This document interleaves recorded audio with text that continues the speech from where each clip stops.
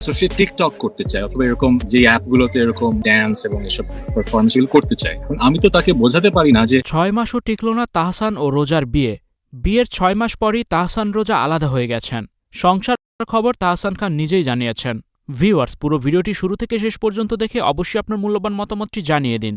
আমি যেটা করি যে তুমি যখন আমার সাথে থাকবে তখন তুমি এগুলো করতে পারবে, কিন্তু এগুলো আমরা কোথাও পোস্ট করবো না। গেল বছরের শুরুতেই হঠাৎ বিয়ের খবর দিয়ে আলোচনায় এসেছিলেন জনপ্রিয় গায়ক ও অভিনেতা তাহসান খান। মেকওভার আর্টিস্ট রোজা আহমেদের সঙ্গে নতুন জীবনের সূচনা করেছিলেন তাহসান খান।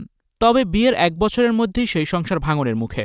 জানা গেছে বিয়ের কয়েক মাসের মধ্যেই তাহসান ও রোজার সম্পর্কের টানাপোড়েন শুরু হয়। এমনকি 7 মাস ধরেই তারা আলাদা থাকছেন। বিষয়টি এবার আনুষ্ঠানিকভাবে জানিয়েছেন সঙ্গীতশিল্পী তাহসান খান নিজেই। তাহসান খান বলেন, এই খবরটি সত্য।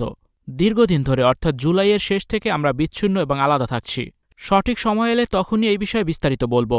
জানিয়েছেন এই মুহূর্তে ব্যক্তিগত জীবন নিয়ে প্রকাশ্যে কথা বলতে আগ্রহী না তাহসান খান। তাহসান বলেন, ব্যক্তিগত জীবন নিয়ে প্রকাশ্যে কিছু বলতে চাইনি, কিন্তু বিবাহবার্ষিকী নিয়ে কিছু ভুয়া খবর দেখলাম। সে কারণে বলতে হচ্ছে যে আমরা এখন একসঙ্গে আর থাকছি না। 2025 সালের 4 জানুয়ারি মাত্র 4 মাসের পরিচয়ে রোজা আহমেদকে বিয়ে করেন তাহসান খান।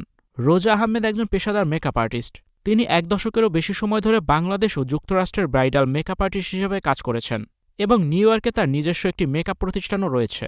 এর আগে 2006 সালের 3রা আগস্ট অভিনেত্রী রাফিয়াত রশিদ মিথিলার সঙ্গে বিবাহ বন্ধনে আবদ্ধ হন সঙ্গীতশিল্পী তাহসান খান। দীর্ঘ 11 বছরের সেই সংসারে ইতি ঘটে 2017 সালে। ভিউয়ার্স, এই বিষয়টি নিয়ে আপনাদের কি মতামত জানিয়ে অবশ্যই কমেন্টস করে দিন। আর ভিডিওটি শেয়ার করার অনুরোধ রইল। ভিডিওটি দেখার জন্য ধন্যবাদ। নতুন নতুন ভিডিও দেখতে যুক্ত থাকুন আমাদের সাথে।